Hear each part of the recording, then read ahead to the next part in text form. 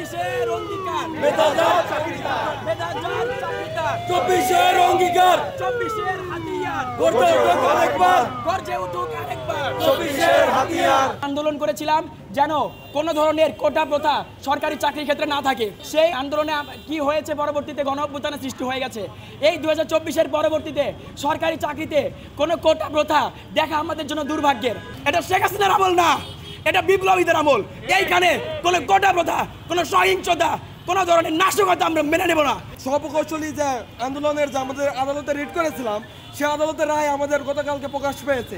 সেখানে আমাদের বিএসসিদেরকেও 10ম গ্রেডে পরীক্ষা দেওয়ার জন্য তারা আদালত নির্দেশ দিয়েছে। এর প্রেক্ষিতে দেখা গেছে কালকে EDM-TCL তাদের পরীক্ষা স্থগিত করেছে। এতে যারা কারিগরি শিক্ষা, যারা পলিটেকনিক্যালের যারা আছে, তারা রাস্তা ব্লক করতেছে এবং নাশকতার পরিকল্পনা করতেছে।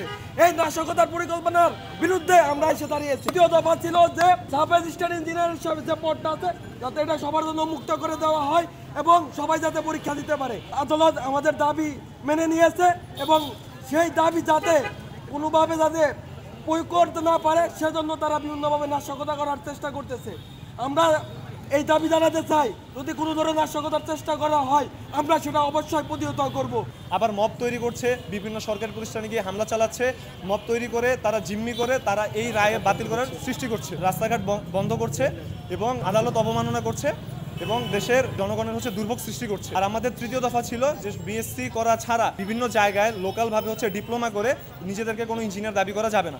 এই ছিল আমাদের 3টা দাবি এবং এদের মধ্যে আমাদের দ্বিতীয় দফা দাবি অলরেডি হাইকোর্ট থেকে বাস্তবায়ন হয়েছে এবং আমরা এর পরিপূর্ণ বাস্তবায়ন চাই।